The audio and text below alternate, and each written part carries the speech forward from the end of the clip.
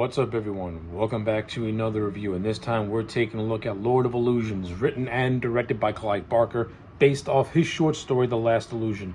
The film follows supernatural detective Harry D'Amour as he embarks on an investigation that includes an illusionist named Swan and an occult leader by the name of Nyx. All right, so that's the overall gist of the movie. Let's talk about it. I have never seen Lord of Illusions before. I've always wanted to see this movie, and after finally getting a chance to watch it, Lord of Illusions is the third and, as far as I believe, the last movie that Clive Barker directed. Clive Barker only directed maybe 3 movies, and they're Hellraiser, Nightbreed, and this. And of the 3, the one that I've seen the most, of course, is Hellraiser, like most people, but I've never got around to seeing Nightbreed or Lord of Illusions. But after finally watching Lord of Illusions, I can say this. I liked this movie. I thought this was a pretty solid movie. I think this is from a technical standpoint, I think this movie has got a lot of really good production values. I like the set design. To me, the set designs have a very just unique look and feel to them. A lot of locations in this movie, to me, feel like you're watching something that could take place in ancient Egypt. And that's what all the occultic writings and stuff like that. So that stuff just adds a level of creepiness to it. I like the overall story of this movie. I like how Clive Barker plays with what can be perceived as an illusion and what can be perceived as real. And I like how he walks that thin line between those two ideals to the point where, as a viewer, you're trying to figure out, hey, is what I'm watching real or is what I'm watching not real? Like, what's going on here? I like how Clive Barker was able to balance those two threads and make it feel confusing in a fun way and not a just scratch your head way. Like, as a viewer, you're like Harry D'Amour, like you're wondering what's real, what's not real, what's going on here. I like how Clive Barker plays with that throughout the course of this movie. He does it in your face ways, and then he can do it in more subtle, more creepy ways that can get under your skin. That's good stuff. I love it. Another one of this film's strong points is the cast. Like, this movie has a very solid and very, very good cast. It's not a cast of like big time A-list actors, but you have actors that slip into these roles. You got Scott Beluga as Harry D'Amour, who was the lead, and I thought Scott Beluga did a very, very good job as Harry D'Amour. I like how he plays D'Amour as a 1940s noir detective in the 90s setting, but also gives the character that modern day feel to it without being too dated or anything like that. I thought Scott Beluga was really, really good in this movie. You have Kevin J. O'Connor, who plays an illusionist named Swan. So at the beginning of the movie, Swan is part of this cult by this guy named Nyx, and then Swan breaks away from the character of Nyx. And just as Nyx is about to sacrifice this little girl, Swan comes in for the save and saves the girl. It's actually revealed towards the end of the movie that the girl that Swan saved is now actually his wife, Dorothea, played by Famke Janssen. Speaking of which, I thought Famke Janssen was also fine in her role as well. She doesn't play a memorable character, but she's good enough to where you buy the budding romance with her and Swan.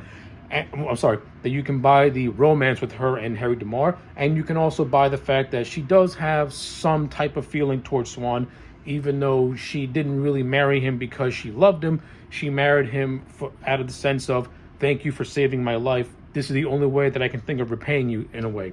So it's like, but it doesn't make her come across as evil or anything like that. It kind of makes her come across as somebody with survivor's guilt, so to speak. So like the only way for her so that's the only reason why she's with Swan. But at the same time, Swan never comes across as like an evil guy himself either. I think Kevin J. O'Connor did a good job playing the character of Swan. And I really, really like the scene of Swan faking his death during one of his illusions, and it being revealed that he never killed himself, that he was never murdered. As a matter of fact, the reason why Swan planned his death was as a way to protect himself and his wife from the impending return of Nyx. Now, of course, the character of Nix ultimately does get resurrected at the end of the movie, and that's where the big climax happens. But everything leading to that point, I thought for the most part was handled really well. This is not a movie that is balls to the wall, just everything coming at you all at once. It's a more subtle movie. And it's a movie that can have a lot of sluggish pacing. I mean, there are scenes that kind of move that are like very slow burned, and they kind of and the movie does take a while for it to really get going. Like you have a very just impactful opening, and then once that opening happens, you have the detective stuff with Harry DeMar and him doing his investigations and stuff like that. And yeah, you can have moments where the pacing can get a little sluggish in some areas. And yes, the movie does have a lot of characters with their own subplots that is trying to balance out.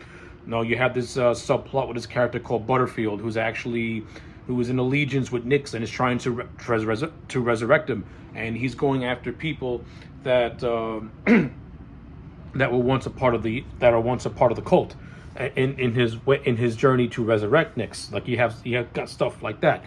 Then you got this other subplot with this guy called Valentine, who's the personal assistant to Swan, and he helps Swan with his elaborate fake death scene. So you do got like the movie does have stuff like that where it's trying to balance out several different subplots and several different characters along with the whole main subplot to kind of give us some beef. And some of the subplots are better than most, and some of them are handled better than most. And it can bring the movie down in terms of its pacing, where it can be sluggish in some areas. But once you get to the third act, everything kind of irons out, and the third act is actually really well handled and really well done. And I really like Daniel von Burgess, I believe his name is, as the character of Nix. Like he really gives him like this. He really brings that occultness to the character of Nix. Like I like his performance a lot. Like he comes across as just very manipulative and very creepy and just very like theatrical in a lot of ways. Especially in the third act when he gets resurrected, he looks like an undead mummy, and he has his decaying face it's gonna stay with you. And this is where the illusionist in Swan has to go face to face with Nix for real, and they have a pretty entertaining fight scene where Nix is trying to persuade Swan into joining him, but Swan does it as a ruse so that way Harry DeMar can get one more shot and defeat him at the end, which he eventually does. So like Swan has his heroic death, and Harry DeMar gets to have the girl in the end, so to speak.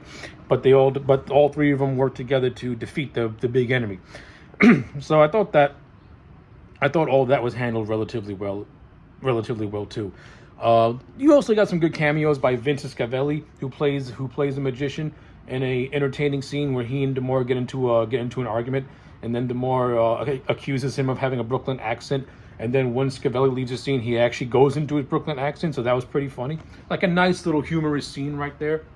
Like, this movie is not without humor. It does have humor in certain areas, but Clive Barker seldom ever uses it. He only uses it if it's not going to affect a scene that needs to have building tension and suspense, in which a lot of scenes do.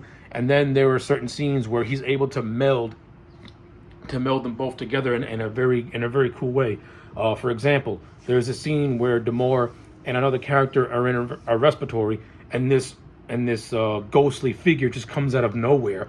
And at first we think, oh no, this is real. But then we figured out that it's just a projection, and the characters are relieved at that. Like, that's how you mix something that could be scary with a tension breaker where you get a chuckle out of it without breaking the suspense. I like stuff like that. Like Clive Barker, it's a shame that Clive Barker never directed more movies than he did, because I think with Lord of Illusions, he was finally finding his footing in terms of being a filmmaker. Not to say that you didn't have it with Hellraiser, but you can tell that Hellraiser was made by a first-time director who was just trying to stretch his legs. And like I said, I haven't seen Nightbreed yet, but after watching Lord of Illusions, you can see the maturity that Clive Barker has as a filmmaker. You can see how he's balancing certain things and making it feel more naturalistic and not forced.